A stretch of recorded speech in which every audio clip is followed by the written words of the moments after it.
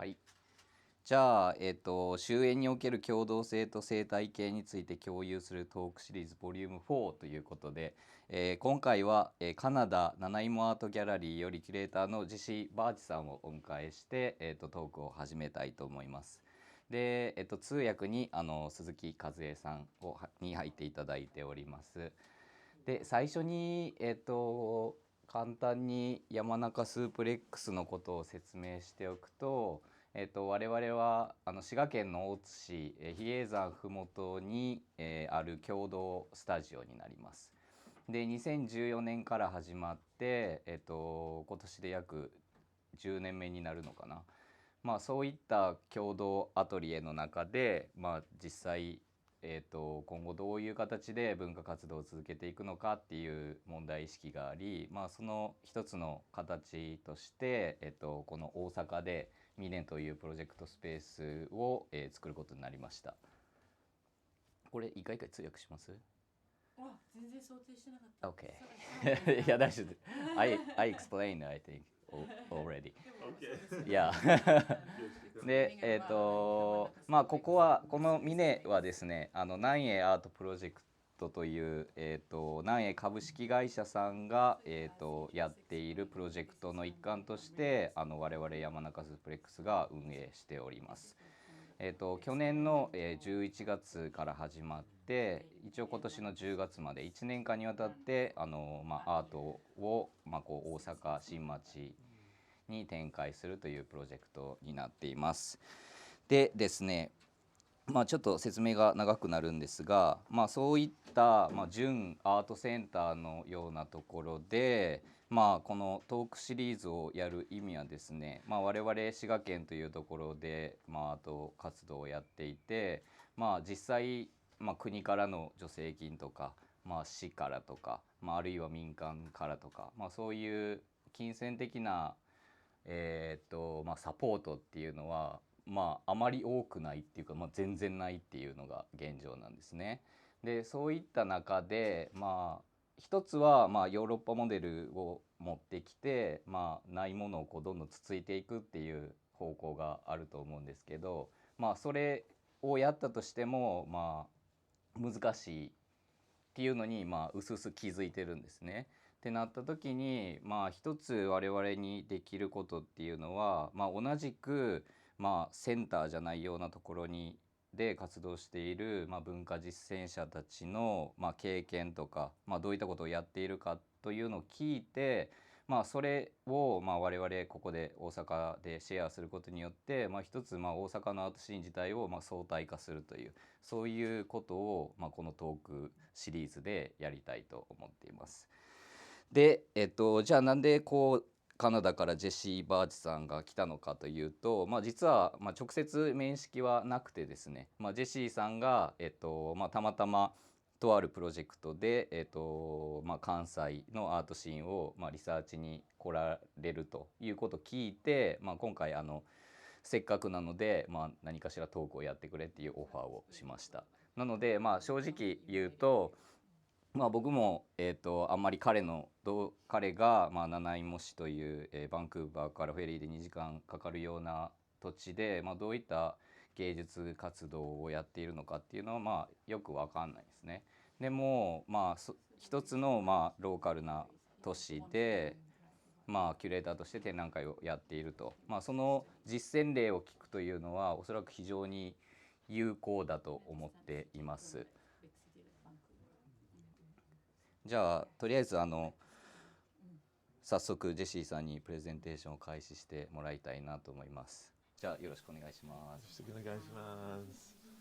Takuya-san, arigatou gozaimashita. Thank you very much, Takuya-san, for the introduction, and thank you all for coming to this talk, and thank you to Kazue-san for translating today. It's wonderful to be here with you all. I'm really excited about this project space. It was great to see the exhibition upstairs before, and I'm really excited to share with you about this work that has been happening in Nanaimo on Vancouver Island, which is my hometown. 今日はお招きいただきましてありがとうございます。つみさんありがとうございます。そして通訳にも感謝したいと思います。そして今日お越しいただいた皆様にも感謝したいと思います。そしてお招きいただいてとても楽しみにしていますし、展覧会も拝見するのをとても楽しみにしていました。で今日は私がバンクーバーから少し離れたナナイモ市というところでやっている実践について皆さんにご紹介できればと思っていますのでよろしくお願いいたします。Yes, I'm grateful to be here in Osaka today. 20 years ago, I lived in Kyoto for 2 years, so I have some history with the Kansai region, and also at that time I started meeting a lot of Kansai artists, and that was part of the spark for why I became a curator. So yeah, that was, I'm really so happy to be back here. 20年前に2年間京都に住んでいたことがあったので今回こうしてでその時にたくさんの関西のアーティストに会うことができてそれがキュレーターになりたいと思ったきっかけでもあったのでこうして関西に戻ってくることができてとても嬉しく思っています。As I mentioned, I'm from NANEI, which is a small town on Vancouver Island. That's where I was born and raised. I went away for 20 years and then came back. Part of being away was being in Kyoto, and I'm the curator of the gallery there. So I also want to acknowledge that Nanaimo is on the territory of the Snuneymuxw people, the indigenous people of that place, and I acknowledge the generosity and knowledge shared from them to me. So I want to say in their language, Hai Sepka Snuneymuxw. Thank you to the Snuneymuxw people. 私はそのカナダのナナイモ市と呼ばれるところで、アートセンターのキュレーターとして働いていますが、そこで生まれ育ったのですが20年ぶりぐらいに8年前20年ぶりぐらいにそのナナイモ市に戻りましてキュレーターとして働いています。なので今日はそこの、先住民族でありますスヌネイモフの人々に感謝を捧げるとともに、そこで活動させていただいているということも皆様にご理解いただければと思ってご紹介いたします。そして今の最後の言葉がスヌネイモフの言葉でありがとうという意味だということです。So to start with, to locate us, I'm going to start outside of the gallery. So this is a large sculptural artwork by a father-son team, Sakenikin William Good and Sakenikin Joel Good, from the hereditary chief family of the Snuneymuxw nation. And this lives above the front entrance of the Nanaimo Art Gallery. It's about 9 feet by 9 feet across, and it was commissioned by the gallery and installed in 2018. まずは私たちのギャラリーの外からご紹介したいと思います。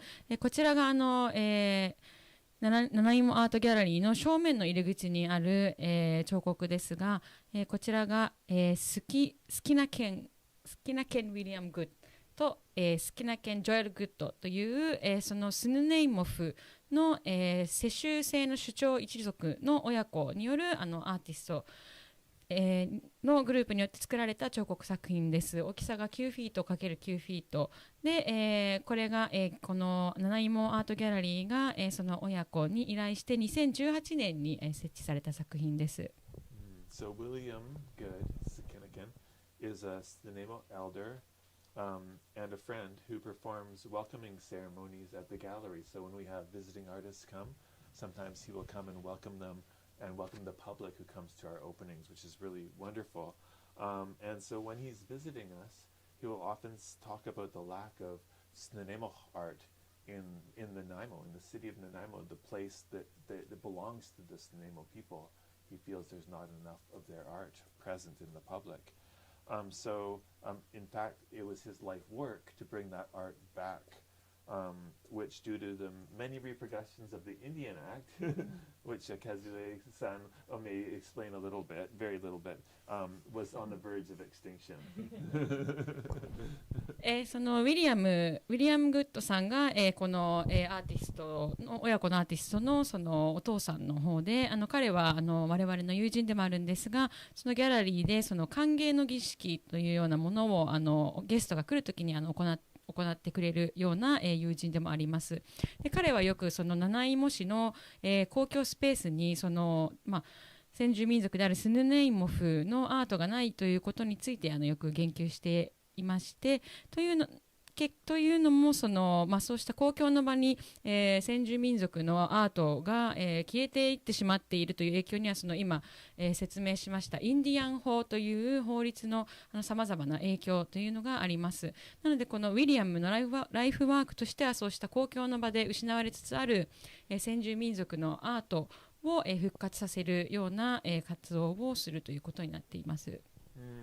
So when William said that, we listened and we had the opportunity to renovate the front of our building. And so as part of that, we invited William and Joel to make this artwork to locate us in this place, in this territory of this Snuneymuxw people. So they came back to me with the design for this supernatural eagle, bringing the sun back to the world, which is based on a Snuneymuxw origin story. And I also see it as a profoundly optimistic artwork about the potential of cultural resurgence in these difficult times.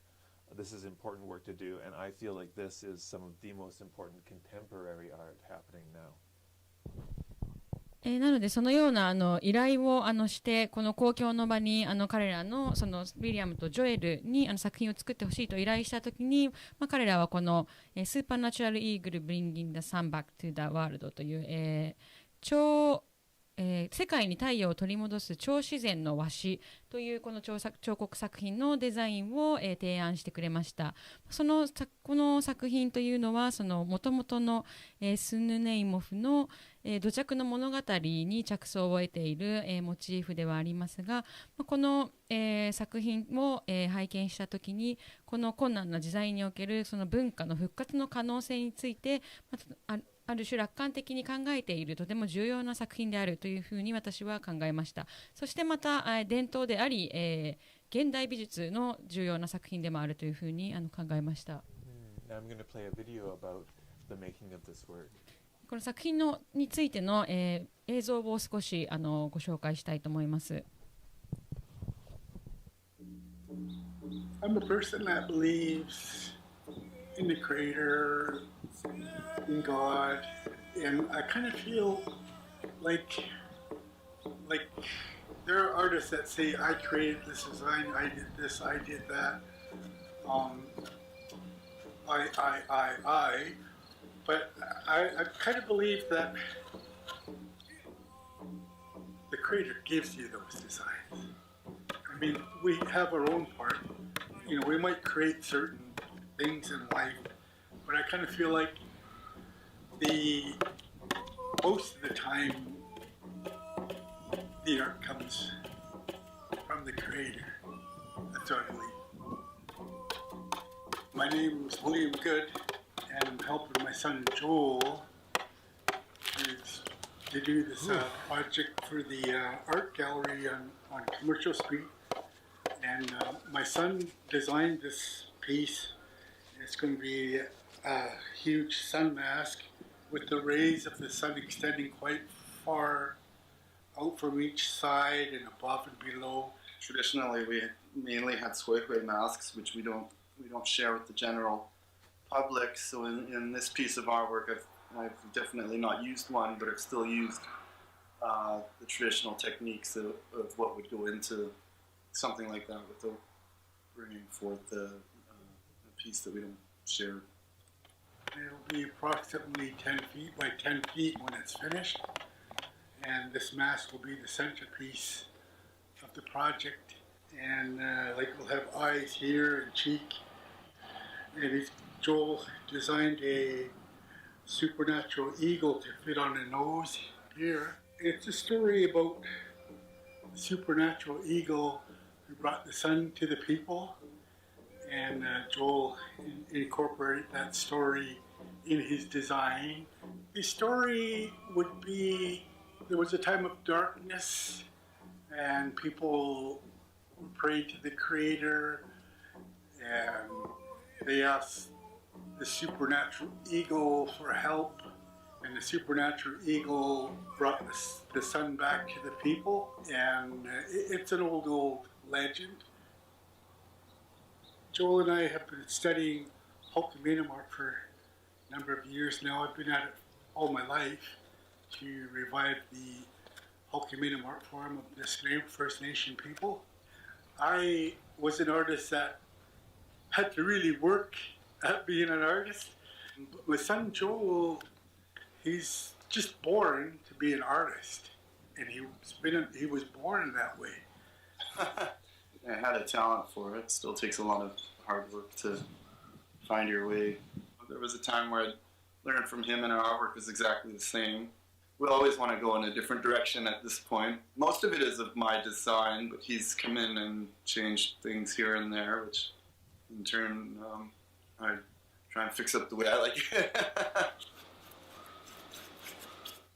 People are beginning to see the beauty in Hulkamanian art. It was not really sought after art in my young days. People that I was trying to sell to would say, well, what is this? What kind of art is this?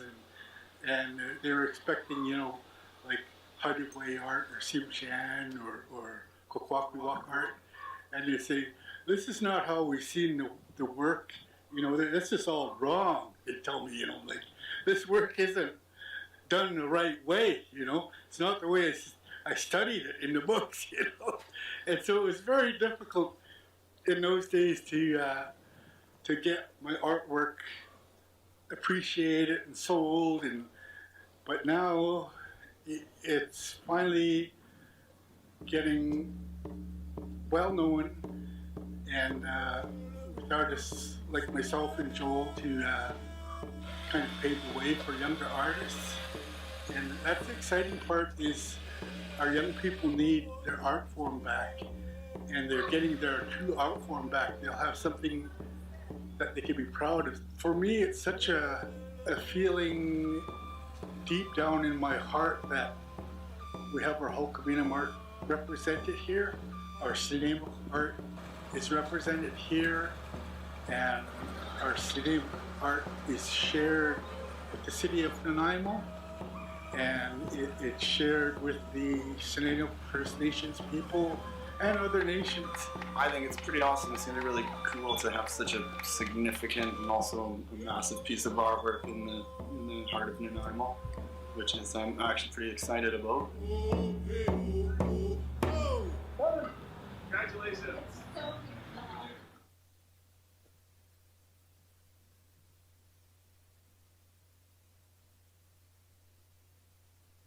Do you want to say anything about that before I continue?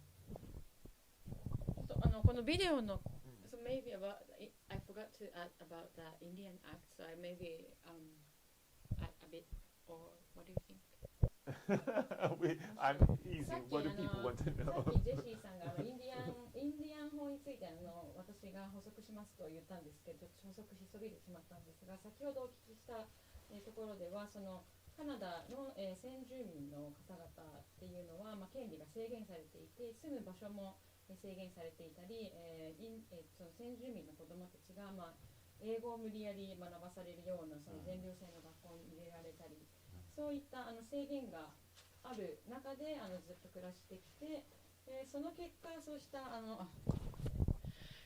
果先住民のもともとの言葉っていうものが継承されなくなってしまっているということで、先ほどのアーティストの、お父さんの方ですね、ウィリアム・ジョエルは、常にそうした公共の場でその先住民のアートや言葉っていうものが失われていっているっていうことに危機を常に示していて、もっとそういう機会が与えられるべきだというようなことを言っていたり、ライフワークとしてそうした言葉の継承の活動をしているというようなことも先ほど私はこのトークの前に勉強させてもらったので、そういったインディアン法と聞くとあまり耳なじみがないかもしれないんですが、そういった法律が今も残っていると、なくすのがかなり難しいということで、そうした背景もあって、そうした先ほどのアーティストの意思や活動につながっているということをちょっと補足としてお伝えさせていただきました。映像は、その映像の補足は、あんまり詳しくたくさんはお話しなくても見ていただいたら分かると思うんですが、そのモチーフっていうのは日本の神道でもそうだと思うんですが、一般に公開される、仮面や、デザイン的なものと公開されないその神聖なものとして表には出てこないデザインの両方があるということなんですが、そのいつもはその表に出てこないようなデザインというのを息子さんがデザインをされたとビデオでは言っていましたけれども、そういったデザインを取り入れて先ほどの、超自然の和紙の彫刻が出来上がったというようなことを映像で説明されていました。So I'm not going to try to explain this quote exactly, but I will just say what it means is that the idea of the local, of something that is local and specific, is not a singular thing. It's complicated, it's constantly shifting and moving based on different interactions.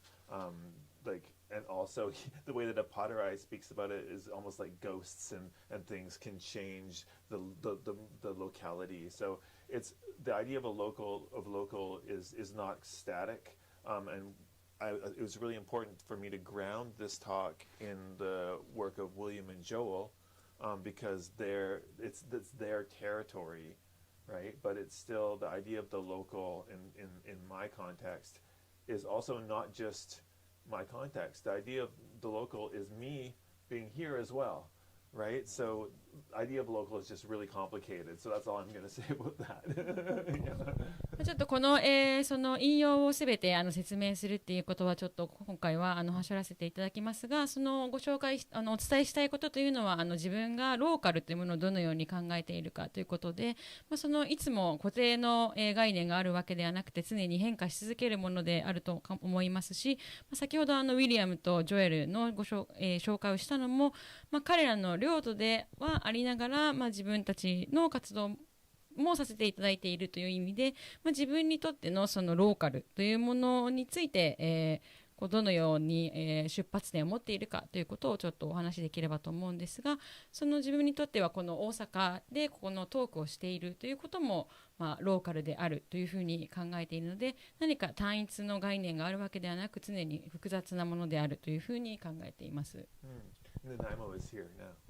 ナナイモはここにもあるというふうに考えています。The first curatorial project I'm going to talk about is Black Diamond Dust, and it was a multi-site exhibition, which thought about the sedimentary nature of stories and histories.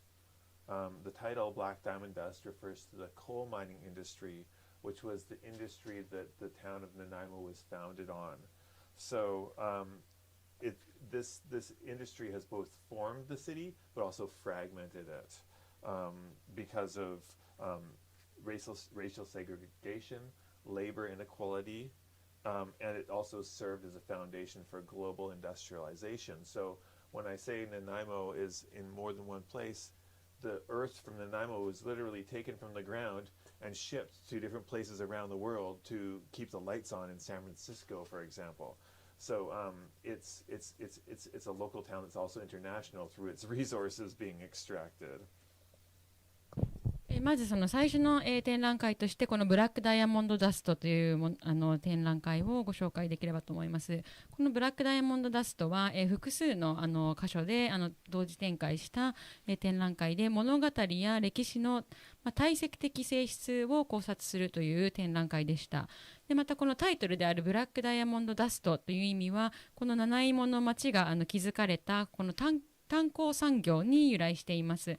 この炭鉱産業というのはこの七芋の町を形成すると同時に分断をしていった産業でもあるんですが、というのも経済発展の下でありながら人種差別も生み出し、また労働不公平であったりといった問題も同時に引き起こしました。また世界の工業化の基盤として認知されていった産業でもあります。なのでここでこのように炭鉱産業と一言で言って、先ほど七芋はいろいろな場所にあると申し上げましたが、七芋で採掘された、石炭というものが世界の文字通り世界のいろいろな場所に広がっていって、光、電力を生み出している。例えばサンフランシスコを明るく照らすというような元になっているということで、ローカルであり、インターナショナルでもあるというのはそのような意味でもあると思います。So So this is one of the few public markers of that history because coal mining is now no longer happening in Nanaimo since around the mid-20th century. I think the last mine closed in about 1980. So it's a place because there's so few places where it's referenced, even though it's under the ground. There's holes under the ground everywhere. Like there was a street near my house where a hole just erupted in the ground because it wasn't filled in after. It's both everywhere and it's nowhere at the same time. The city is both proud and ashamed of that history. So it's a really complicated thing. So I thought it was something interesting to respond to as a curator. こちらが町の中に残る数少ない公共の石碑なんですが、七芋市は炭鉱で発展しましたが、すでにその産業としては存在しないものでもあります。20世紀の半ば1980年代に建てられたこのモニュメントだと思うんですが、今でも地下のあらゆるところに穴があったり、それが埋められないままに放置されていたりするようなところなのですが、この七芋の町自体はこの石炭鉱業をの過去を誇りに思うと同時に恥じているような歴史もあるということで、キュレーターとしてそうした町の背景に応答するというのは意義があることだと考えました。So when you arrive at the gallery, at the time there were two sites for the Nanaimo Art Gallery. Now there's just one, but at the time there were two.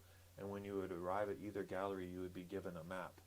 And so this map shows sites where we were actively making art, like the red dots, but also sites that were important to the histories that the show was referencing.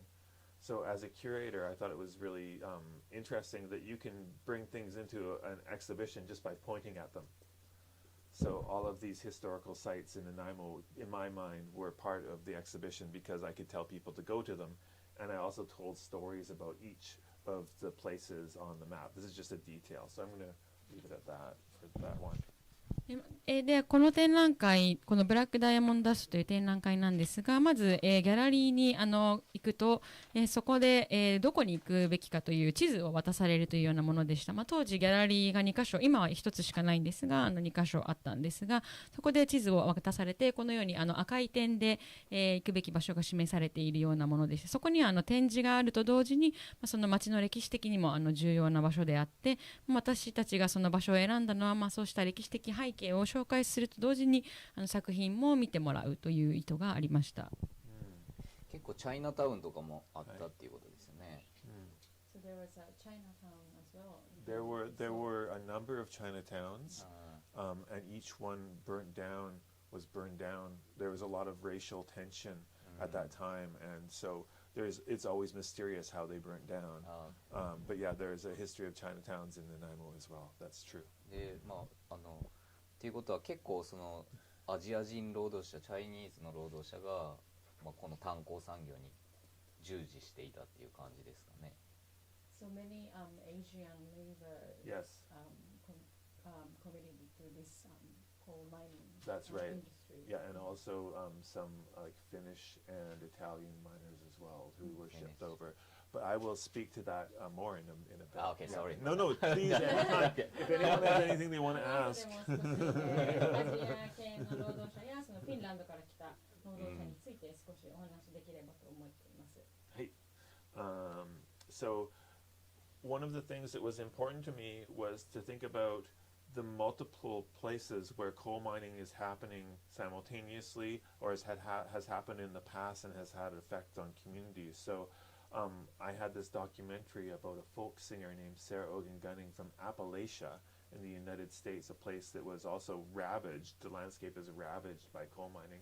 And she sung these beautiful songs that were traditional folk songs, but they're also labor protests. So, for example, one of her most famous songs was "I Hate the Capitalist System."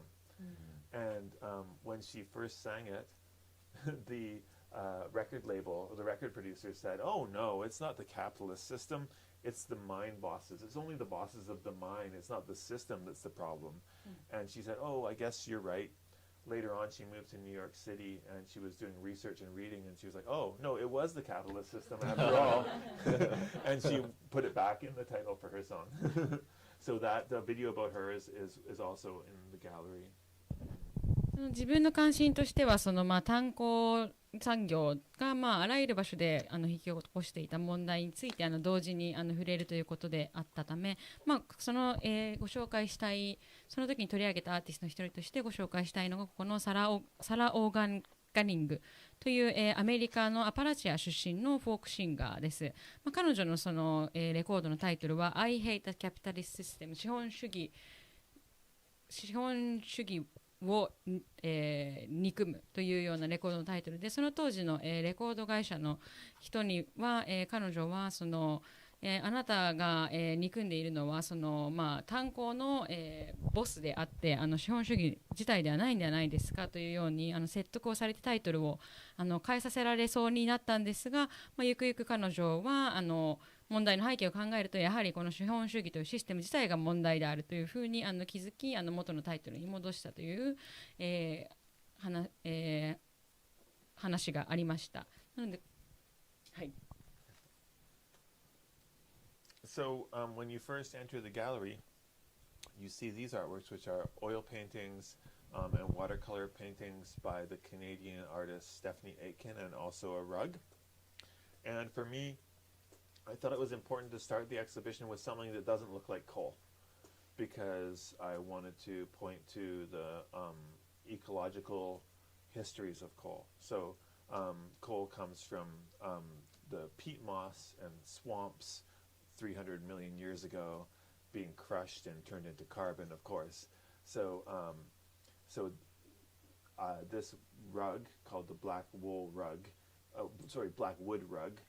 when you go and you stand on it, so you're looking down, and you're looking at this artwork down, and below this artwork is the ground, and below that is probably coal mines. So I thought it was interesting for people to have to come and look down first. And then also I invited this artist to come and do a residency at this former coal miner's house, which is near a marsh. So it's near the kind of closest thing we have now to what becomes coal. And so she responded to that like primordial history in her painting. この今、最初のスライドの方の作品は、ブラックウッドラグという、ステファニー・エイケンというアーティストの、作品ですが、これは、その炭鉱の起源となる、石炭のさらなる起源というものを示唆するようなもので、その朽ちた植物というものが、石炭になるわけなんですが、その、レイヤーというものを示した作品でありました。そのラグの下を見ると、So when you look down to the log, Yes. you see the underground of the... You don't see it, but you can just imagine it. そのラグの下に、その炭鉱のその穴が、想起させられるような作品であったということです。またこの、甲府の小屋がその、ギャラリーの近くにあり、その近く、this is where artists made a what? Yeah, so they were in residence here for I think 1 week, and then another artist, Scott Rogers, also did a residency here for 1 week. Yeah. なのでこの、ステファニー・エイケンはこのブラックラグを作るときにこの、元甲府小屋というようなところに、1週間ほど、レジデンス作家として滞在をして先ほどの、ブラックウッドラグを、制作しました。So then as you move into the gallery, you see some things that you might expect in a show that's about coal mining. This is a documentary photograph by a photographer from the eastern part of Canada called Notman and Sons. It was like a company, father-son company, and they would go to different parts of Canada and take photos. So this is the weird building with the chimney. That's a giant fan. And that entire harbor, as far as you can see, it's just got coal mines underneath it. And so they had to pump the air through because it was toxic. The air would kill you if it wasn't blown out. And I'll tell you maybe a little bit later about it, but there was a giant explosion that happened because of that fan. It was the fan's fault. この今回のその際の展覧会でおそらく観客が最も期待していた写真というのがこのようなその炭鉱が実際にあった時のドキュメンタリー写真だったと思うんですが、このような作品、が展示されました。こちらの写真に写っているこの煙突と、その後ろの海にある海の下がすべて炭鉱だったんですが、ここにある大きな換気扇というものがその地中から排出される、毒素を含んだ大気というものをその地上に排出する装置となっていました。後ほどご説明しますが、ここで大きな爆発事故というのも過去には、発生してしまったことがありました。So we go from this historical photograph of Nanaimo, this was in 1903, to this, which is a contemporary photograph of China, well, from 2005. This is by Edward Bertinsky, who is a really well-known Canadian documentary photographer who takes these really large-scale scenes. And so this is Tangju Port, Tianjin, China, and it presents a glimpse of a small fraction of China's annual coal output. In this year that this was taken alone, 2.1 billion tons of coal was harvested in China. And while mining is a dead industry in Nanaimo, as I mentioned, it was important for me to highlight that it's ongoing. It has an ongoing global pervasiveness. And while we have mostly hydropower in Nanaimo, of course, some of the biggest cities in the world are still illuminated by coal. なのでこの展覧会ではその1903年、先ほどこの前にお見せしていた写真が1903年の、その七芋にまだ炭鉱があった頃の写真で、それと対照して2005年のこちらの、中国の、天津にある丹宮港の、炭鉱の写真というものを、展示しました。というのも、七芋ではその工業というのはすでに、過去の産業となっていましたが、中国この、丹宮港では、21億9000万トンの石炭が1年で採掘されたような、巨大な炭鉱で、今でも、世界の、電力発電の主流が石炭によるものであるということを示す写真として、その際に、並べて展示をしました。This is a photograph by Peter Cully, who was a Nanaimo photographer and also an incredible poet, one of Canada's most brilliant poets as well. And he would every day walk his dog Shasta in this sort of place between the rural and the urban near Nanaimo, where there's these old ruins of mine shafts and things like that. And every day he would take pictures of the same sites in different light and different weather and different seasons over and over again as a kind of study of this sort of the tension between the rural and the urban in these threshold places. And we had about, there was over 100 of his photographs covering one wall of the gallery. 100. About that.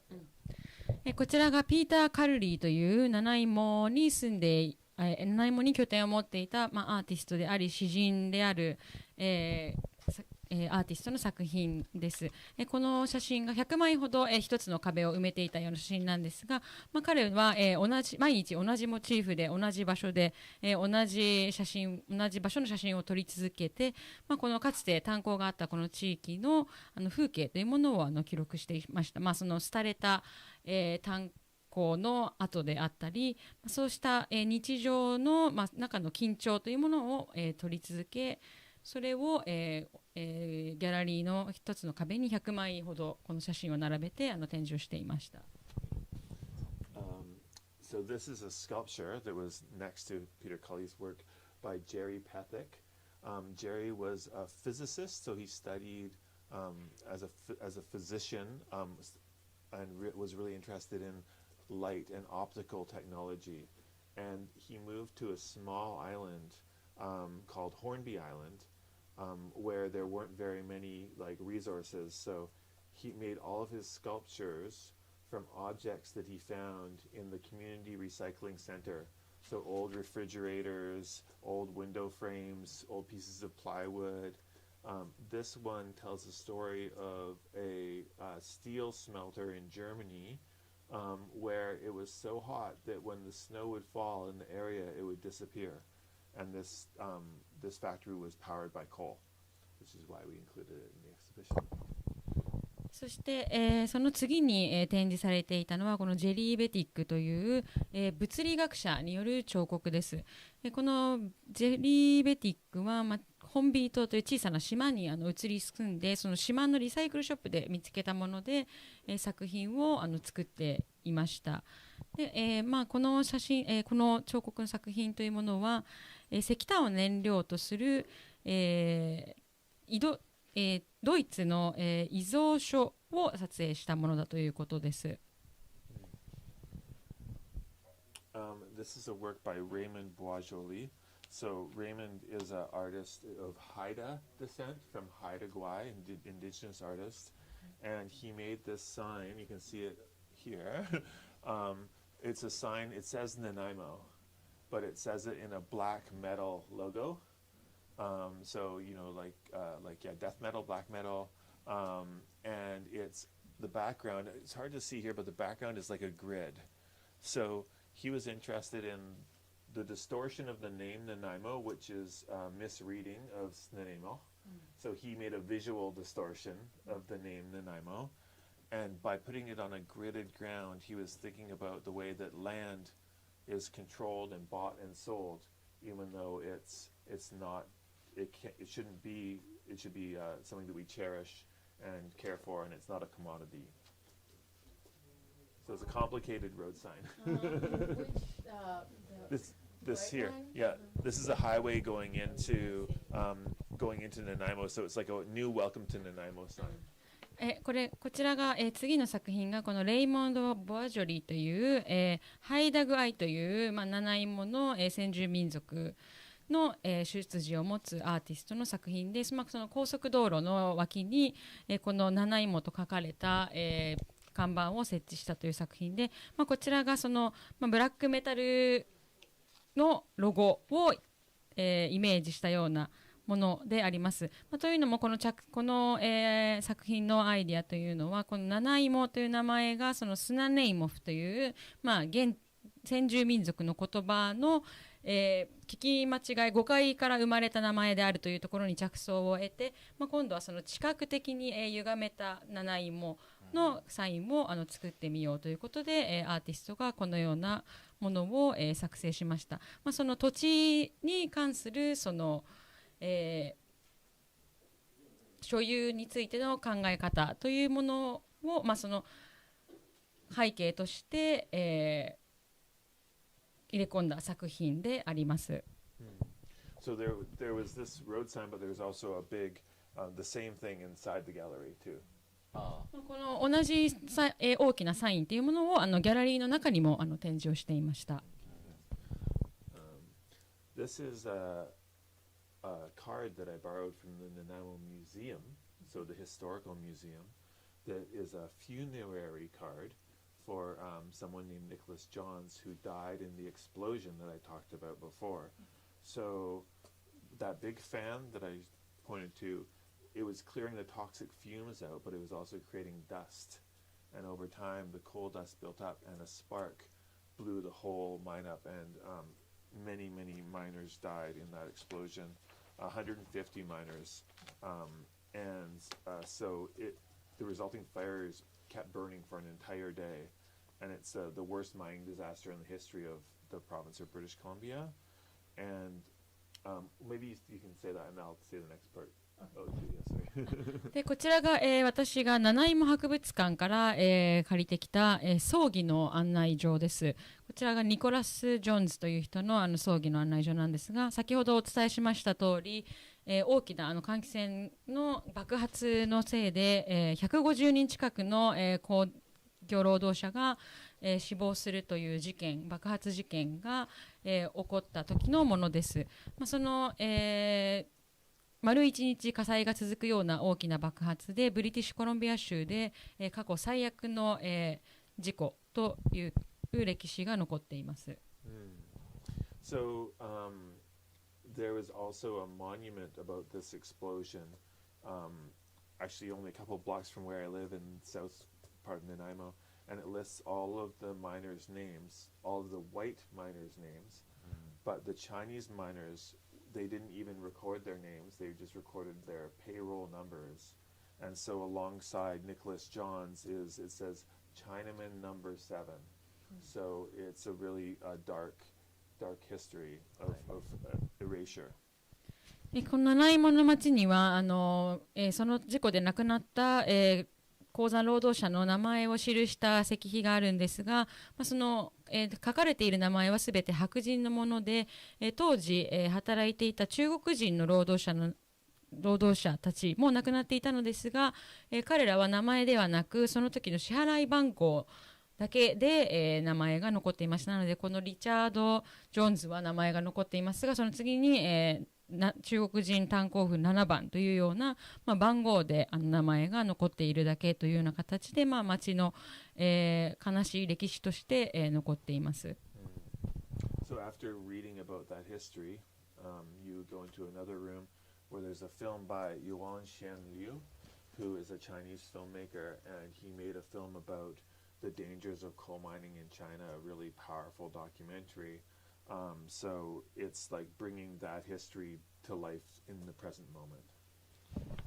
そしてその、今の作品の次に観客が出会ったのは、ユアン・セン・リュウという中国の、映画監督の映像作家の作品です。これは中国にある炭鉱の、危険な、実態というものを映し出したものです。So, all that stuff that I told you about so far was in one gallery, and then you go to the downtown gallery, and the first thing you see is another map. But this is a historical map, and it's huge. It's like as big as this wall, and it shows all of the mine shafts underneath the town of Nanaimo. And it's really interesting because when they would dig a mine, the draftspeople would draw them. You can see they would draw the lines where the mines are. And when they would finish digging all the coal out, they would have to mark where they filled it in afterwards. So it was throughout this particular map, throughout its history, was constantly being rewritten. So it was a living document for its history. They would roll it out in front of the mine and just like draw on it. So I thought it was really interesting for people to come to this gallery and to see what was underneath their feet. But also, I'm really interested in what I call curatorial echoes. So you would find the map when you first go into the other gallery, and here you'd find a different kind of map. So this kind of like reinforcing of things through repeating them in different ways is an important curatorial strategy for me. そして、この次に、そのダウンタウンのギャラリーからまたもう一つのギャラリーに行くと、鑑賞者が出会うのが、その町の手書きの地図、炭鉱夫が書いた手書きの地図というものでした。この手書きの地図というのは炭鉱夫たちが、作業をするごとに書き加えたり書き直したりしていた地図でありまして、その鑑賞者たちは、その自分の足元というものに、このように炭鉱が張り巡らされて、実際に鉱夫たちがこの地図を使って作業をしていたということを思い起こすことができる、形になっていました。それと同時に、私がキュレーターとして、展覧会を通して、重要だと思っていたことは、その、ギャラリー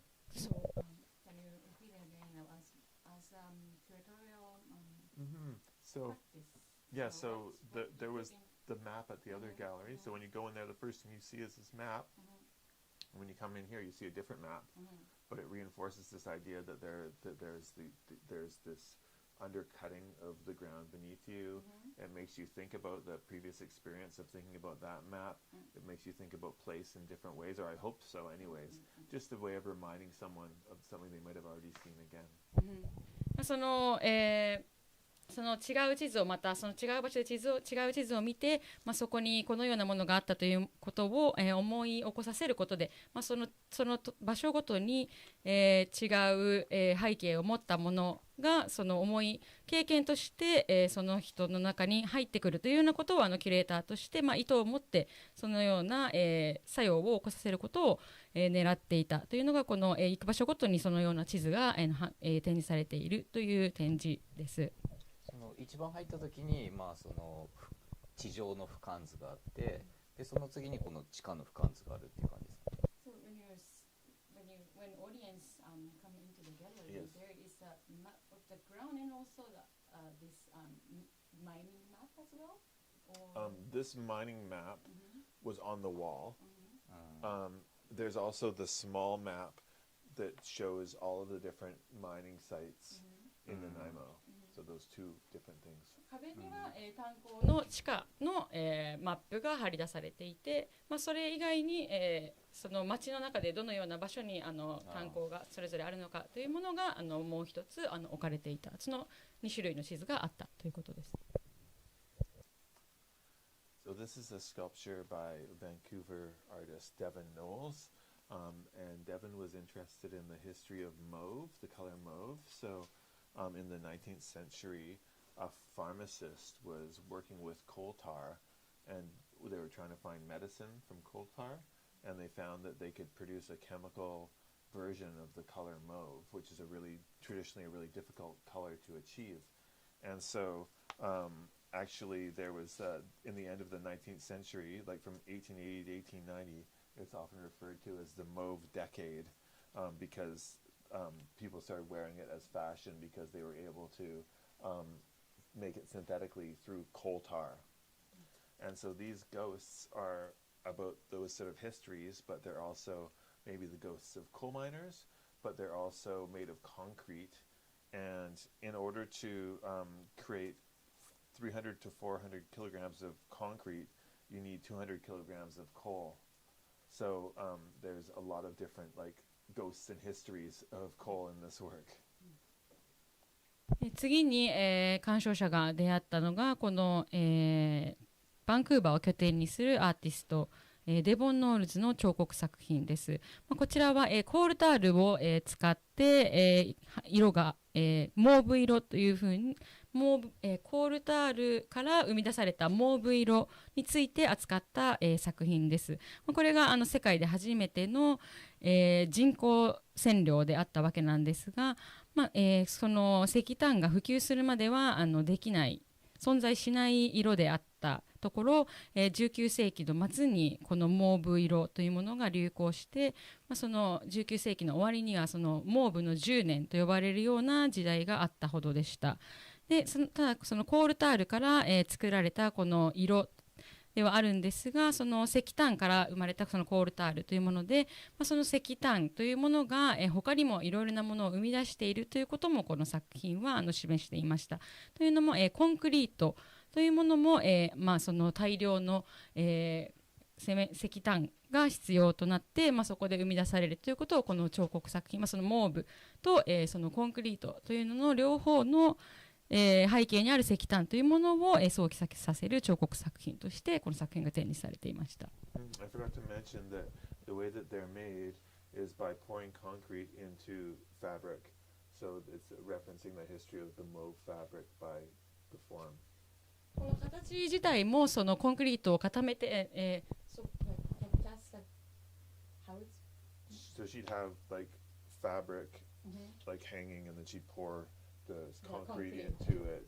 そのテキスト、布を、型にしてコンクリートを流し込んでこの彫刻を作ったというような、作品です。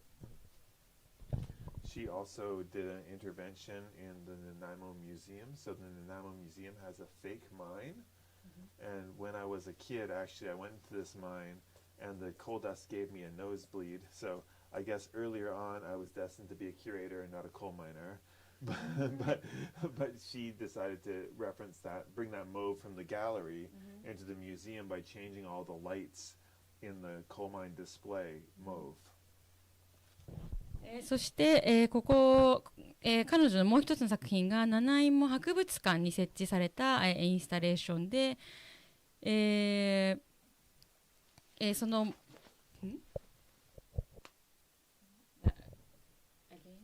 Which part?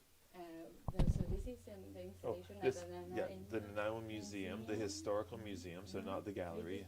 I got permission from them to do an installation in their coal mine display, where we put mauve gels. Yeah, they're fake coal mine. We put mauve gels over all the lights in the fake coal mine. その偽物の、炭鉱というものをこの七井門の歴史博物館に設置して、モーブジェルでこの紫色に、染めるインスタレーションというものをここで、展示しました。It's ironic. It says kids zone here, but there was actual child labor in the coal mines, so it's kind of I don't know. この博物館のこの展示されたところはキッズゾーンであったんですが、その皮肉としては実際にはその炭鉱にはその、児童労働というものもの問題もあったという、背景がありました。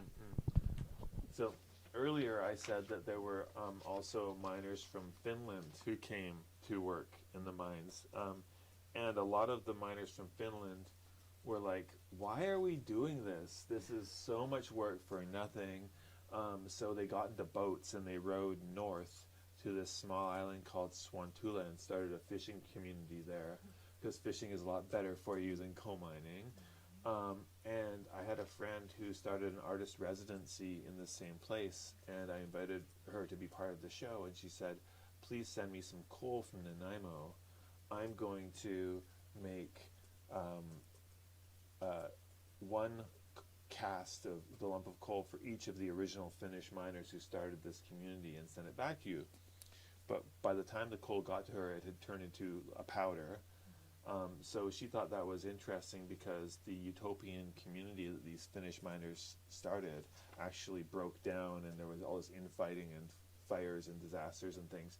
So she took that as a metaphor, and so she drew in pointillism the exact pile of coal that she got in the mail, and then we displayed that original pile of coal to speak to that cycle of like a desire for a utopian community that breaks down again. 先ほどフィンランドからの労働者も、炭鉱に来ていたというふうにお話ししたと思いますが、この、ケリー・リードというアーティストの作品は、そのフィンランドの、そのフィンランドから働きに来た、なぜ漁業をやめてこの七井門に炭鉱で働くために、移ってきたフィンランド人たちの、話をモチーフに作品を作ったんですが、その、アーティストから依頼されてその七井門の石炭を、送るリードの元に送るというところから、始まりました。実際にはその、送った、石炭の塊というのは、粉になってSo when received it, it was already powder. Yeah, it broke in the mail. その、届いた時にはすでに粉状になってしまっていたんですが、それがそのフィンランドから、新しい職を求めて七井門にやってきたけれども、炭鉱は結局、火事で燃えてしまって、その彼らの夢というものも、塵になってしまったというものへのメタファーとして使えるとアーティストは考えて、このような形で、粉々になった石炭というものを、輸送の結果粉々になった石炭というものを、展示をしました。So in the other gallery, we also had a sculpture by that Jerry Pethick, the one from the island who only uses recycled things, and he had this giant lump of coal that he balanced this weird TV on, and this on an old boat hull, and it was about like this kind of like collapse of history and time.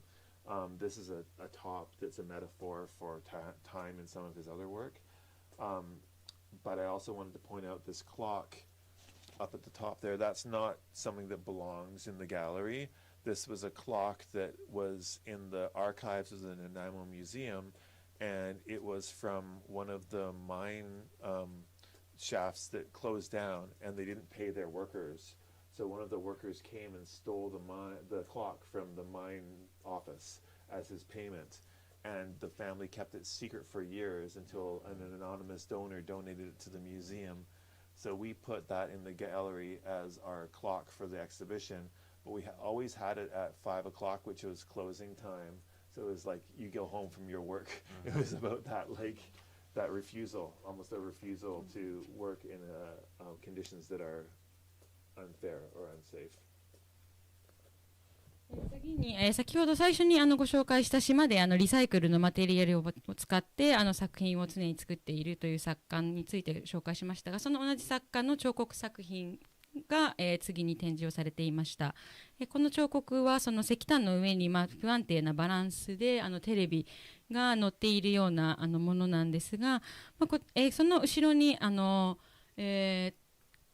のギャラリーには属していない時計の展示もされていまして、この時計というものは先ほどの七井も歴史博物館から借りてきた、展示物だったんですが、この、時計というのは実際に鉱夫が鉱山が閉業した時に未払いだった賃金の代わりに、時計を盗んできたという歴史を持ったもので、家族がそのまんま、保管していたものを、その後、博物館に所蔵されたものを借りて展示を、しました。この5時にこのアートギャラリーが閉まるんですが、この時計を常に5時に設定しておき、その当時の、労働や不平等な条件、労働の不平等な条件への抗議という、その帰る時間を常に時計で示しておくということで、そうした不平等な労働条件への抗議というものも暗示させるような、作品として設置していました。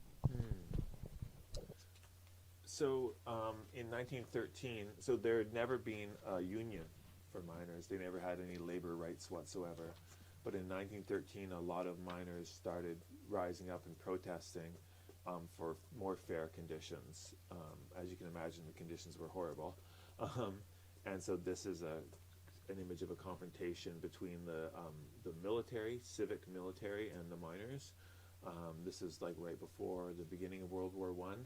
So there was a lot of tension in a lot of different ways happening at the time. I'll let you just say that.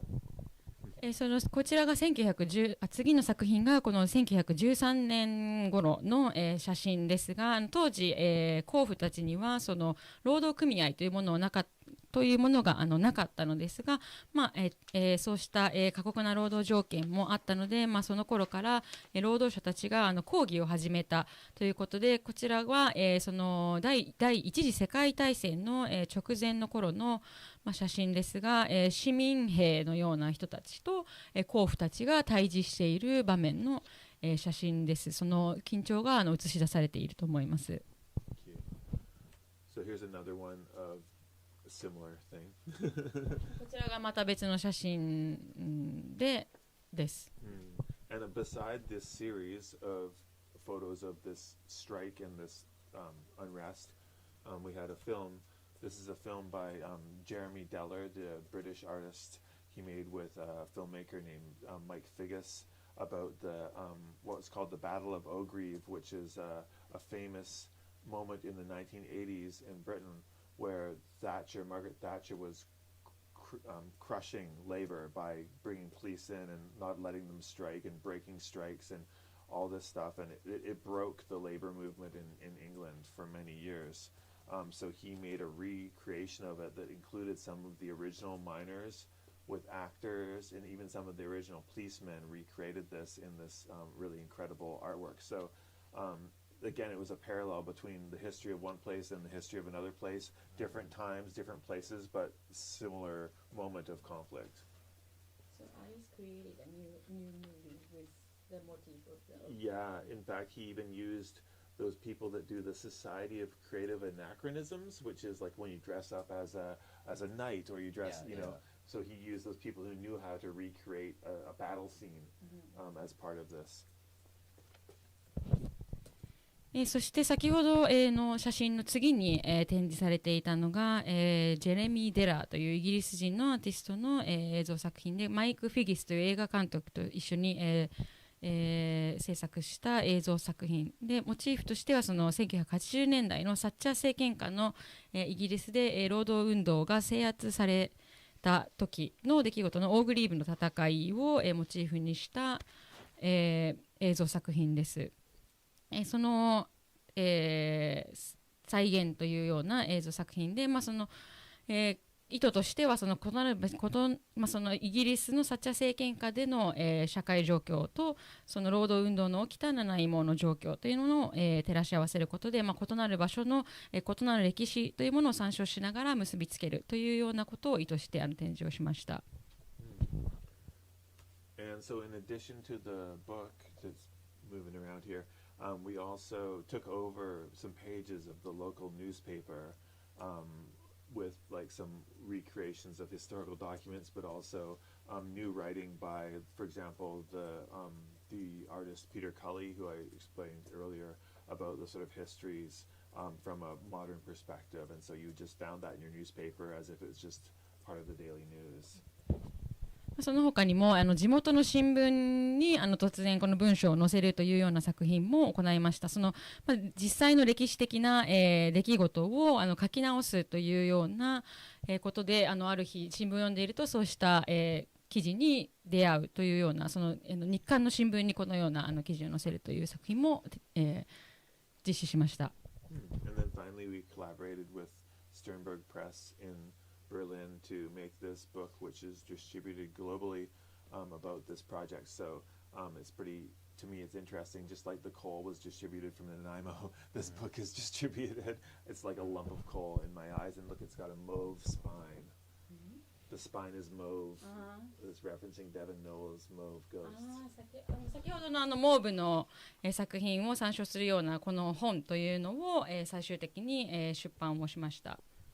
さっき階段したやつって今どこにありますか？あそこか。あれですね。もう皆さん見られました？はい。じゃあもらってきます。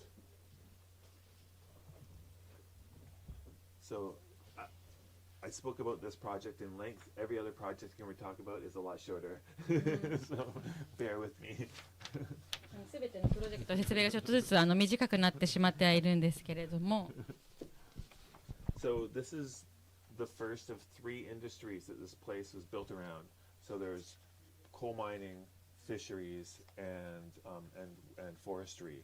So we did it after this coal mining project. We did a project about forestry, but from really different perspectives. So this is Silva, and the first part of Silva was called O Horizon.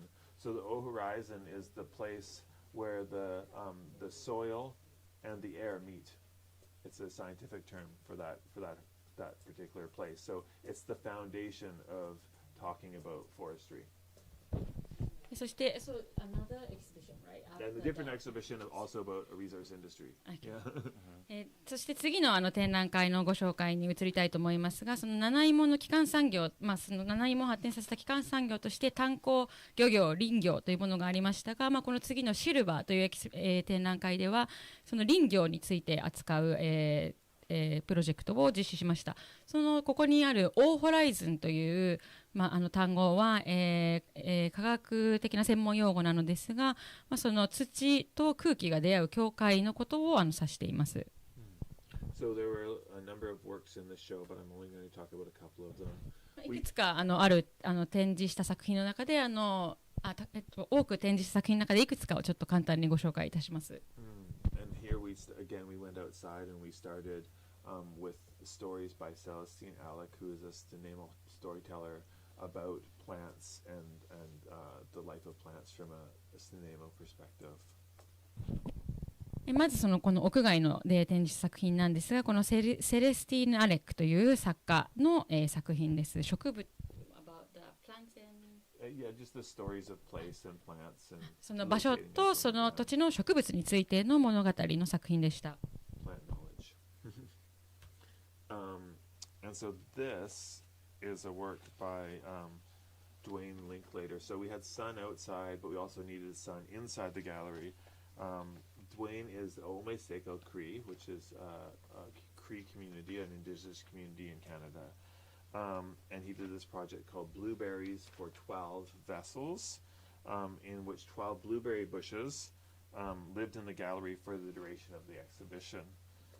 So fortunately, in Nanaimo, so I don't know if you know this, but marijuana is legal in Canada, but prior to its legalization, there was a lot of underground growing of marijuana on Vancouver Island. And so there are all these shops in Vancouver Island that sold these imitation suns, mostly because people were buying them to grow marijuana illegally. So that was lucky for us because we could use them to grow blueberries in the gallery. そして次に展示されていたのがこの、デュエイン・リンクレイターという作家の、12の器のためのブルーベリーという作品です。このギャラリーの中にこの植物ブルーベリーを展示したんですが、その際にギャラリーの中に、この人工太陽が必要となりました。そして皆さんご存知かどうかわからないんですが、カナダではマリファナ一部でマリファナが合法化されているということもあって、その合法化前にはいろいろな議論もあったんですが、そうした、非合法的に、マリファナを育てていた人たちのマーケットで、この人工太陽、というものが売られていたので、この私たちはこの幸運にもその室内で太陽を再現するようなこの、照明器具を購入することができて、ギャラリーにこのように展示することができました。So, as you may know, the root of the word curate in English is to cure or to care for. In this case, I had to care for these plants during some of the worst drought conditions in Vancouver Island's history. So it was really hard to keep them alive and growing and producing berries until the exhibition. So I became a gardener curator. And these are what I call the new generation curator's gloves. 皆さんご存知かどうか分かりませんが、キュレーションという言葉の語源が、キュアですとか、ケアフォー、治療や、世話をするという意味の言葉が語源となっていますが、私はこの展覧会の時文字通り、植物をケアする、植物の世話をする、ガーデナーキュレーターとして、働いていました。なのでこの、グローブはその時の、新しい世代のキュレーターグローブとして自分が使っていたものです。So each of the blueberries grew out of this kind of a pot, which is it's from an image that the artist found on the Smithsonian Museum of Native Americans of a pot that was shaped like a head that doesn't have a known history. They have no knowledge of what culture, specifically in North American indigenous culture, they came from. The Smithsonian doesn't. So he, as an indigenous person, thought, well, I can utilize this image in my work with care as an indigenous person. So he made this pot, he cast it, had it reproduced, and he made 12 of them. So the plants are growing out of the heads like ideas. So he borrowed the actual pottery from the museum? No, he actually took an image and we sent it to my friend Momoko Usami, who actually I met in Kyoto, but who now lives in the United States and who's a ceramic artist. And she made a copy of it, and then we had her copy cast. Yeah, so it's complicated. この作品を作った作家は、先住民の、出自を持つアーティストだったのですが、このような形をした陶器に一つ一つブルーベリーを、入れて展示をしていました。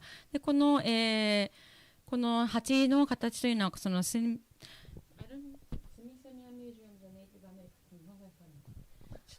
ネイティブアメリカスミソニアンネイティブアメリカンミュージアム、博物館にあった、その名もなきこの、頭部の形をした、鉢というものをモチーフに、その自分の出自と照らし合わせて、どこから来た誰なのかもわからないというような、出自を照らし合わせて、このモチーフを使うことに決めたのですが、その経緯として今ご説明した通り、当時このイメージを見て、実際に陶芸で再現をしてくれた日本人の作家がいまして、それを、遺贈して12個この、鋳型を作って、12個この、鉢を作って展示をしたというような作品でした。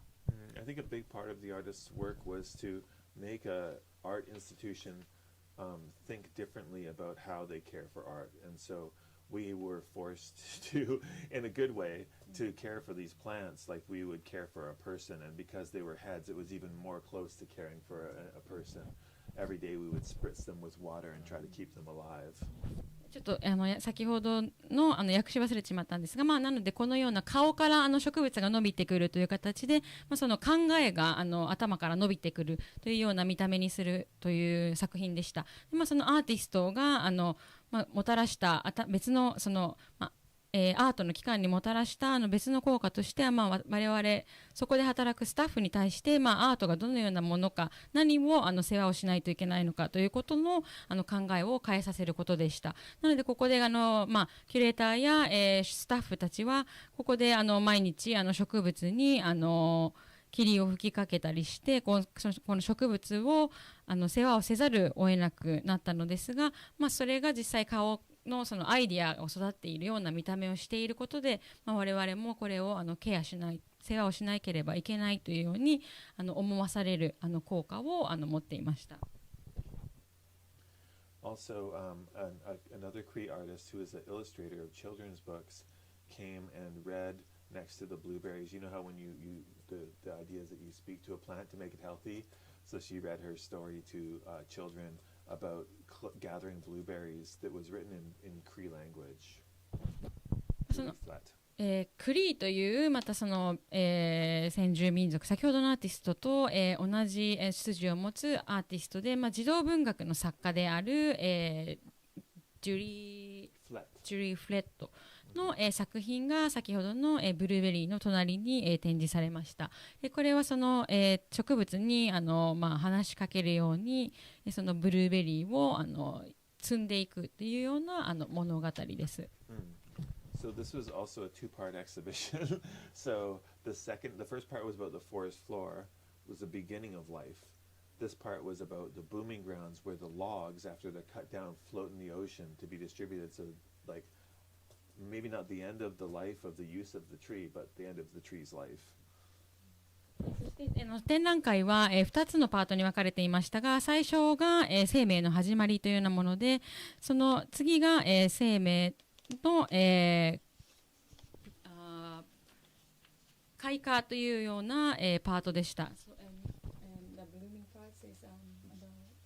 So if you imagine water like an ocean, and there's groups of trees like not trees but logs that are tied together and they float and they wait in the water until they're ready to be put into a mill to be milled into paper or to wood or whatever.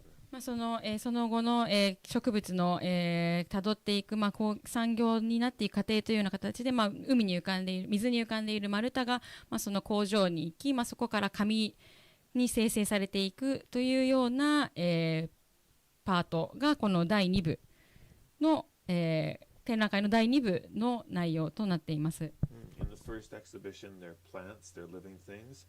In the second exhibition, they're commodities. なので最初、展覧会の第1部では生きている、ものとしての植物、そして、第2部では、商品になった後の植物というものを扱いました。So this is an artwork by Liz Magor, a really well-known Canadian artist. These are simulated logs, so she cast these logs perfectly, but then she allowed the foam of filling them to just extend at the end to like speak about their artificiality. そして、その第2部の最初に、展示されていたのがこのリーズ・マゴーの、作品ですが、偽造した、フェイクの、丸太を展示されたもので、中には、発泡スチロールを入れていたという作品です。I'll leave it at that with that one. This is a photograph by an old photographer from Vancouver Island of what the like early wood lumber looks like. You can see these are people here. So the trees were just like insanely huge, like first growth, ancient forests, and now there are almost none left on the island that are the first growth forests. そしてその次に展示されていたのがこの、写真ですが、このバンクーバーの、伐採業の写真ですね。でここに上に人が立っているのをご覧いただくと木がものすごく大きいということが分かっていただけると思うんですが、これはその古代の森林を伐採して、もうすでにあまり数が残っていないような状態になってしまったんですが、そのような写真というものを2番目に展示して2番目の作品として展示していました。But at the same time that photograph was taken, this photograph was taken, this is tree planters. So already when they were cutting down these giant trees, they were trying to grow them again. So it's like this cycle. そしてその次に展示されていたのが、同じ写真家の作品ではありますが、植林をしている人たちの写真です。なので木を伐採した後に植林をしているというような様子の写真を展示しました。And as you've seen, we often do things that are outside of the gallery. There's this area called Wildwood, which is a forest that this really brilliant man named Merv Wilkinson has turned into a model for sustainable forestry. So he cuts down only a few trees and thinks very carefully about how he processes them. And he's able to do it in a really successful way to show industry that you don't need to cut the entire forest down, and that the trees grow better and healthier if they're and it's done in a better way. This is a guy named Jay Rastogi who is giving a tour to the entire gallery or whoever wanted to come, and he was talking about some of the life in that forest. And one of the things was there's a red ant pile, and he stuck his hand in the ant pile and started eating the ants. Apparently they taste like salt and vinegar potato chips, and the children were very interested in that. そして、その次が、そのギャラリーの近くに原生林というものがあるんですが、そこで、活動しているジェイ・ラストーギという方が、持続可能な林業というものを提唱してその実践をしている、全て伐採し尽くしてしまうのではなく、いくつか、限られた木を伐採して、持続可能に林業を行っていくという試みをしていまして、その人にツアーを行ってもらうというようなものです。その生態系を壊さずに、林業を管理して行っていくという、その、得意なモデルというものを紹介しました。で、この写真で子どもが夢中になっているのが分かるかと思いますが、赤アリを食べて見せるというようなパフォーマンスもしました。どうやらそのソルト&ビネガーのチップスのような味がするということで、子どもたちがとても喜んでいるというような写真です。And so both of those exhibitions were brought together into the second publication in this series. So we changed the name to the mill because a mill is where you process things and put them together.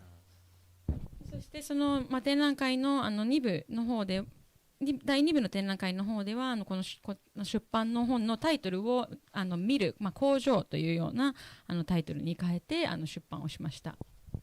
And then we did a third project called Landfall and Departure. This exhibition was made in 2017 and we're still working on the publication. Because they take time. 3つ目のプロジェクトとしてこの、Landfall and Departure、上陸と出発というプロジェクトを、2017年に行ったんですが、こちらのプロジェクトはまだ出版物の準備中です。The designer Will Holder is from Belgium, and we have to work together in person. So it takes time. ベルギーに住んでいるデザイナーと一緒にやっているので、ちょっと時間がかかっています。So this is I'm just going to show a couple of images from each of these projects. So this one is from Landfall and Departure Part 1, and this, as you see on the side there, the wooden structure is artwork by Emily Luce and Rod Sayers. So Rod Sayers is an indigenous artist from Vancouver Island, and Emily Luce is his partner, who's a settler, and this structure is a sauna and a smokehouse. So you can smoke salmon, which is a traditional practice of Rod's family, and you can sit in the sauna, which is a traditional practice of Emily's family at the same time. So we brought that into the gallery and it smelled amazing. Also, this in the foreground is by an artist named Hajra Wahid. This is a map of the underwater mining that happens in the Persian Gulf when they're looking for oil. And so she was able to get her hands on a classified map of that area but of course she's not able to show it in a way that's not distorted, so she made it look like almost like an earthquake's, like, you know what that's called. and yeah, and it's also a underwater mountain range, so it has a lot of sort of things happening there. And then the photograph is by Vancouver photographer Stan Douglas, and it's a picture of a maritime workers' hall, so a place where sea workers unions would gather, but it's empty because that kind of work of labor and gathering, and that's kind of something that is past. It's not happening as much anymore. そしてここに展示されている作品についてご紹介したいと思いますが、3つの作品がこちらの写真に写っていまして、奥の木の箱は、スモークハウス。Smokehouse, yeah. So can smell the salmon. Yeah, smoke the salmon. サーモンをスモークするような、その、スモークハウスで、その、アーティストロッド・セイヤーズとエミリー・ルースによるプロジェクトですが、その伝統、北米の先住民族の、伝統的なものとして展示をしています。そしてその真ん中にある、作品が、ハジュラ・ワヒードという、アーティストの作品で、about Saudi Arabia. So the center one is about Saudi Arabia. That's right, yeah. この、サウジアラビアの、海上油田の地図を表した、作品です。その折りたたまれていることで、その山脈といったものや、地下の地形というようなものを表しています。地震の、震源地にもなったりする、海底の地形を表しています。そして奥にある写真が、スタン・ダグラスというアーティストの写真作品で、マリタイム・ワーカーズ・ホールという、その海上労働者のホール、海上労働者会館というようなものの写真なのですが、そこは空っぽになっていて、過去、もうすでにいない、労働者たちの不在を表すような、空っぽになっているその会館の写真というこの作品の、3点の展示風景の写真となっています。So looking at the time, I'm going to use this image as a segue. So you can see the map in the background. There's a little map on the wall. This was a map, again, like the map of the mines. This is the map of the Nanaimo foreshore, so the coastline. And it showed the history of Japanese herring fisheries and boat builders on that coastline prior to World War II. That little map that you can barely see in this picture, yes. この写真の右奥にあるのが、その七芋の浜の地図で、そのもともと日本の、船大工やその、漁業の工場というものもあったような形で、その歴史を紹介する地図というものも一緒に展示をしました。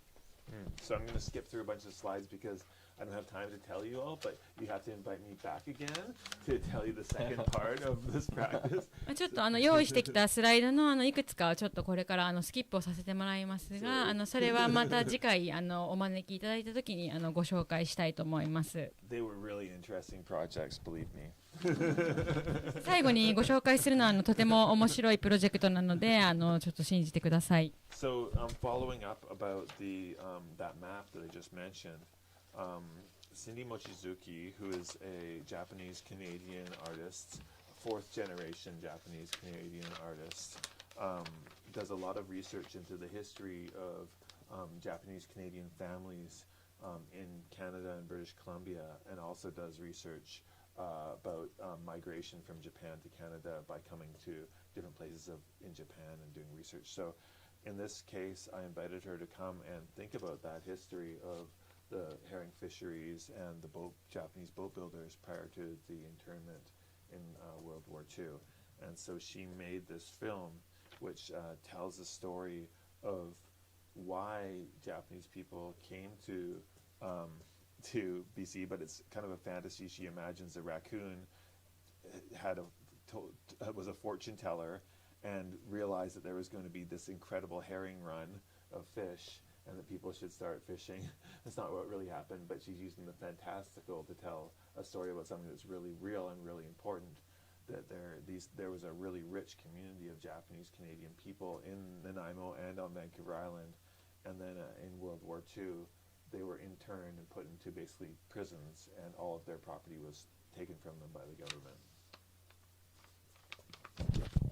最後にご紹介するのがシンディ・モチズキという、日系カナダ人4世の、アーティストによる、作品です。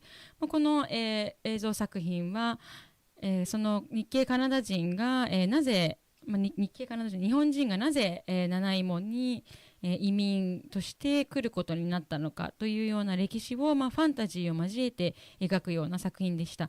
例えばその始まりとしては占い師のお告げがあってニシン漁を始めるというような、フィクションを交えた映像作品です。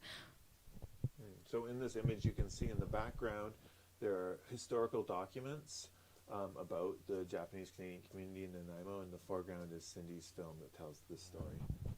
その背景に歴史的な文書があって、その手前にシンディの映像作品が展示されていて、両方を、見ることができるようになっています。先ほど訳し忘れてしまったんですが、第二次世界大戦がやってくると日系カナダ人たちは、カナダ政府から、土地を押収されたり財産を押収されて、しまうという歴史をたどる結果になっています。なのでその歴史文書などがここの、後ろに展示をされているという形です。This film is currently playing at the Canadian Embassy in Tokyo as I came over and met Cindy for that as well. この映像作品は現在東京の、カナダ大使館で、展示をされています。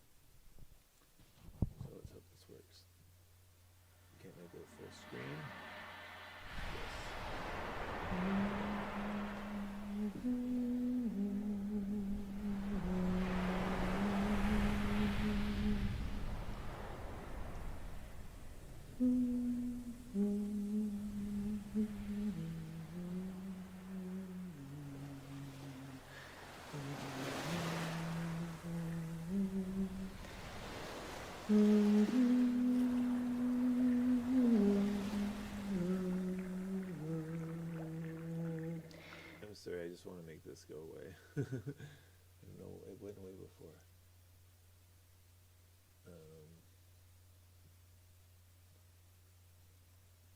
Oh, I know I need to do this.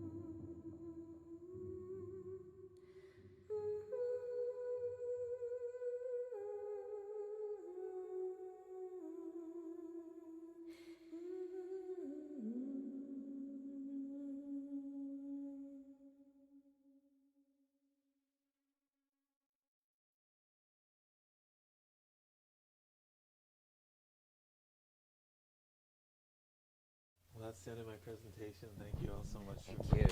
これでプレゼンテーション終わります。どうもありがとうございました。ちょっと時間がかなり押してるんですけど、この機会なので Q&A の機会を取ろうと思っています。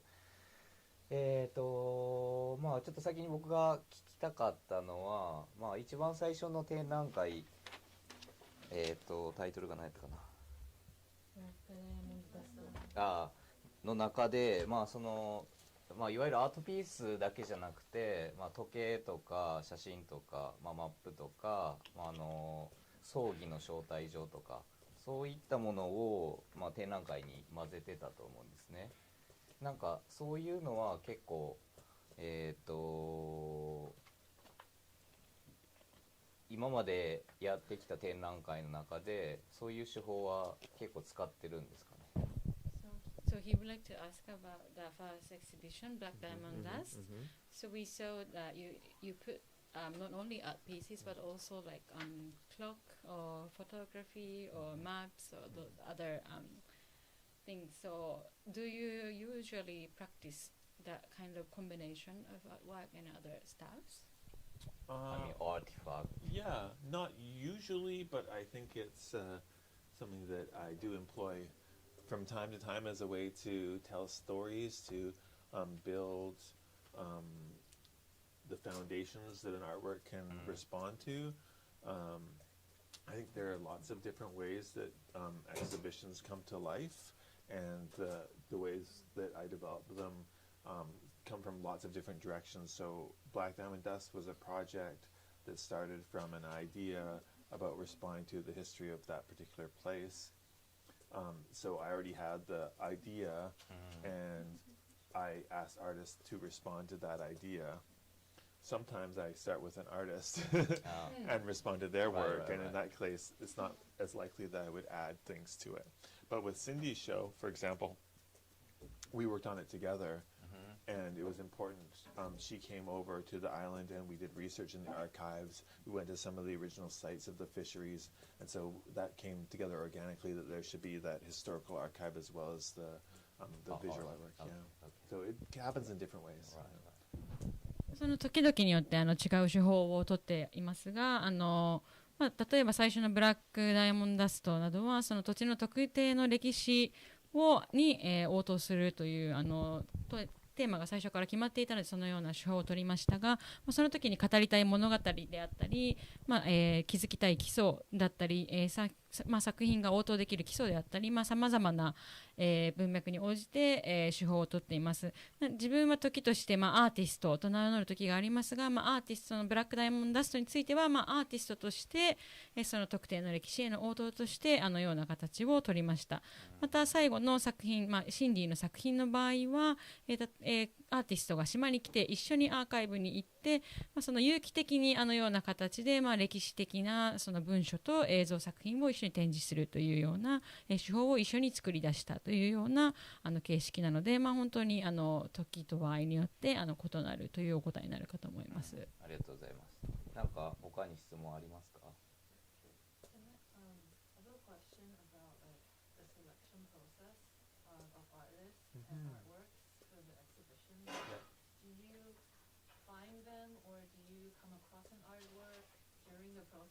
？Of your own research, for example, for the first exhibition on coal, or do you already have an artist in mind and you think about their relationship with the exhibition's theme, or how is that process decided? All of those things. It's very organic. So, in some cases, like, as you probably know, exhibitions can take up to like multiple years to develop. So early on, there were a couple of artists that I was already thinking about, oh, this person is perfect for this show. And then during the course of my research and thinking about like some of the different things that I think are important to foreground in the project, other artists come to light. And in relation to perhaps to Takuya's question, like for example, the Edward Burkinski photograph of the coal pile in China, that was an existing work that I knew about, and I thought, well, this is really important to talk about, so I brought that in, whereas some of the other artworks like Devin Knowles' Mauve Ghosts, that was an artist who I said, I'm doing this project about coal mining in Nanaimo, is that something you want to respond to? And she said, yes, I have this idea. So all of those things were part of the way that that show came to life. But I think of curating as a kind of like way of storytelling physically. So creating a narrative that you sort of that unfolds over space, but is also a story where the reader is more empowered than the writer, because there's always, it's not like literal, there are always gaps, there are always different readings. So it's a way of, it's a kind of poetic way of physically storytelling, I guess. Right. So by offering all of those different ways of encountering art or thinking about art, that's really important. Another thing, do you want me to stop? And so I have one other thing I want to say, but No, I think it's fine. Most Okay. people Okay, understand what you're cool. saying. No. Yeah. Another thing that's really important to me are what I call curatorial bridges. So things that people who might not be comfortable with contemporary art will feel really connected to. For example, a map or a historical document or a documentary video. Those are things that people, if you see this like an object that's like a strange conceptual artwork, sometimes people have an aversion to that who aren't comfortable with contemporary art. So in a small community, it's really important for me to find bridges for them to access, to be, oh, I understand this. This is about me. Like, this is about my place. Oh, and what's this? Oh, this is also really interesting. What is this? You know, hopefully finding those segues. Thank you so much. Thank you. Does anyone?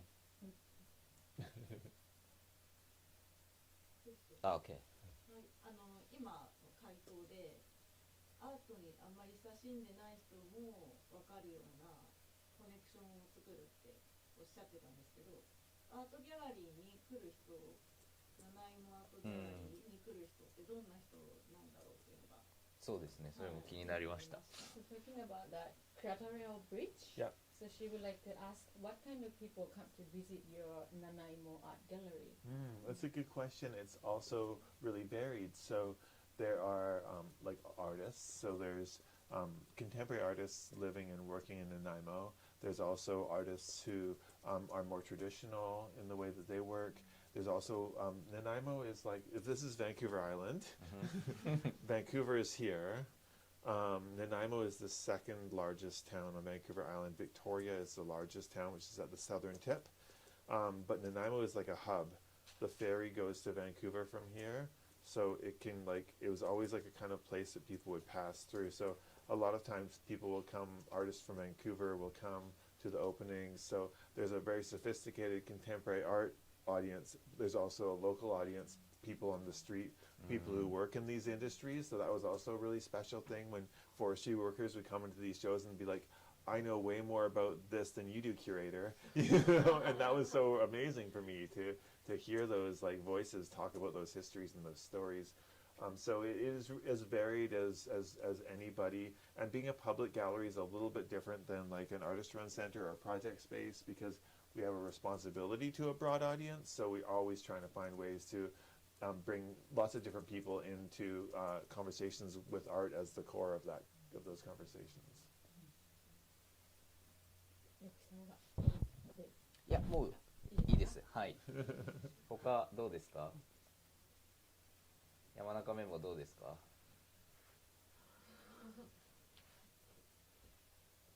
じゃあとりあえず時間なので一旦終了しようと思います。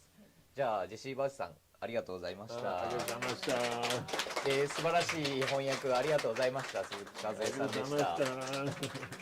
じゃあ一旦終了します。